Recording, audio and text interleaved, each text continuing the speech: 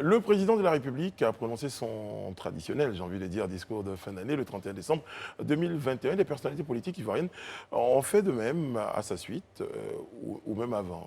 Quand on a dit à sa suite, je crois qu'il y en a un qui a prononcé son discours avant. On aura l'occasion d'en parler. Que retenir de toutes ces adresses à la nation? Eh bien, on en parle à présent. Donc, le discours du chef de l'État, on va commencer par lui, le président Ouattara, a parlé de dialogue et de paix, Élisée Bolougbe. Oui, le traditionnel message à la nation du président a tourné essentiellement autour de paix.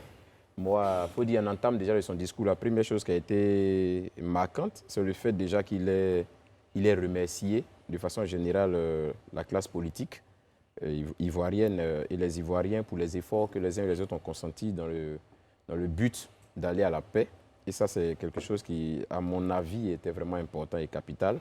Il a salué aussi cette attitude-là que les uns et les autres ont eue, qui ont conduit à des élections législatives inclusives et apaisées. Et il est revenu sur les 3 actions majeures aussi également, parce qu'on sait que généralement, à cette occasion-là, il fait le bilan de l'année écoulée et il dresse les perspectives de l'année à venir. Donc, pour ce qui est du bilan, il est revenu, comme je l'ai dit, sur toutes ces actions-là et les actions des uns et des autres qui ont contribué à créer un climat de paix, à renforcer la cohésion au sein de la population, pour laquelle d'ailleurs il a félicité les acteurs politiques et également les citoyens. Il est revenu aussi sur les dispositions qui ont été prises, ou du moins le dispositif mis en place pour garantir la sécurité, qui est un grand défi depuis quelques années face à cette menace terroriste qui est à nos frontières. Il a tenu à rassurer les Ivoiriens sur tout ce que le gouvernement a pris comme mesures et dispositions pour garantir la sécurité. Et il est revenu également aussi sur les différents chantiers, les acquis. Bien évidemment, disons 2021 est l'amorce de la première partie de l'autre mandat qu'il a entamé depuis fin octobre 2020. Il est revenu sur ces acquis-là, les acquis infrastructurels, les acquis au niveau social et tout ça. Et il a aussi évoqué la question des projets d'avenir. Moi, une des choses qui m'a aussi marqué, c'est surtout son intervention sur la découverte du champ pétrolier et gazier au large de la Côte d'Ivoire. Il a dit que ça devrait pouvoir avoir un impact et augmenter les ressources de sorte à pouvoir financer la formation des jeunes, à créer des emplois, en tout cas à stabiliser, disons, l'économie de l'État.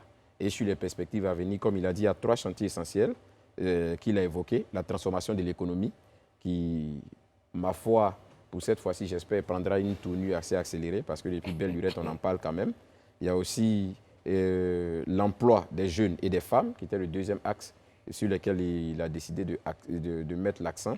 Et le 3e, ce qui était la bonne gouvernance et la lutte contre la corruption. Et à cet effet, il a même annoncé l'instauration d'un prix dès l'année prochaine de lutte contre la corruption et de bonne gouvernance. Très bien. Après cette intervention, je crois que je vais permettre à Franck et Alain également de me dire ce qui les aura marqués dans l'intervention du chef de l'État pour ce 31. Non, moi, je veux dire, Brice, que je ne vais pas revenir sur tout ce que Élisée a dit, parce qu'Élisée a véritablement planté, fait un résumé de tout le discours. Mais tout à l'heure, à l'entame, Brice parlait de traditionnel discours. Oui, traditionnel, parce que ça a lieu tous les ans, à la même date, quasiment.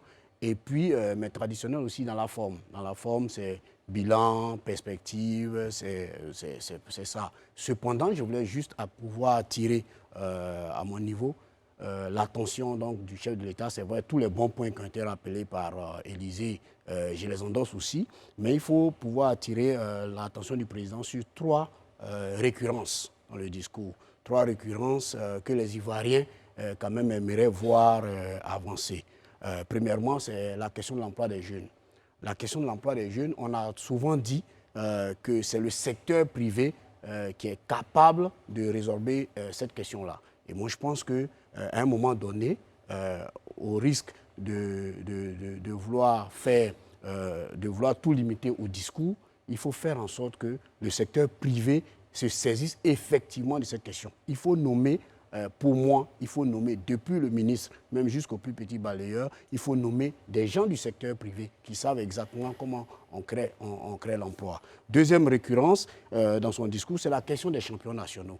Ça fait 11 ans que le président est au pouvoir et même avant qu'il n'arrive au pouvoir, il parlait de la question des champions nationaux. Il avait même défini une stratégie en tout début, demander aux aux multinationales de s'associer chaque fois aux entreprises nationales afin de pouvoir les porter. Bon, malheureusement, 11 ans après, ils reparlent encore des champions nationaux et quand on regarde clairement le bilan sur place, on ne voit pas de champion qui est véritablement émergé, de champion national qui est véritablement émergé. Jusqu'à présent, tous les marchés, les grands marchés sont détenus par les multinationales, donc on ne voit pas encore l'impact de ce discours-là. Troisième récurrence, c'est la question de la transformation de notre agriculture. Depuis Houphouët-Boigny, on en parle. Donc 60 ans, on n'a pas encore trouvé la solution à ce problème-là. Et ça prouve que finalement, tout est discours et que derrière, il n'y a pas véritablement de plan. On parle tous les jours de transformation de nos matières premières, mais personne ne parle même de la consommation. On ne fait aucunement allusion à la consommation. Est-ce que nous sommes un marché suffisant pour transformer nos matières premières? Parce qu'on ne va pas transformer pour aller vendre à ceux qui consomment et qui ont déjà les moyens de transformer eux-mêmes.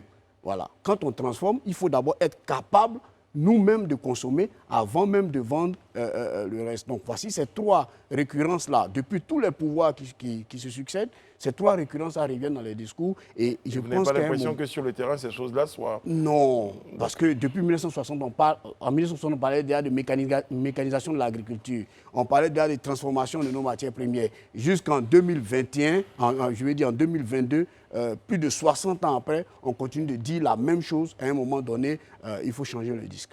D'accord. Il y a deux options. À un moment donné, c'est soit il faut arrêter, il faut changer le disque.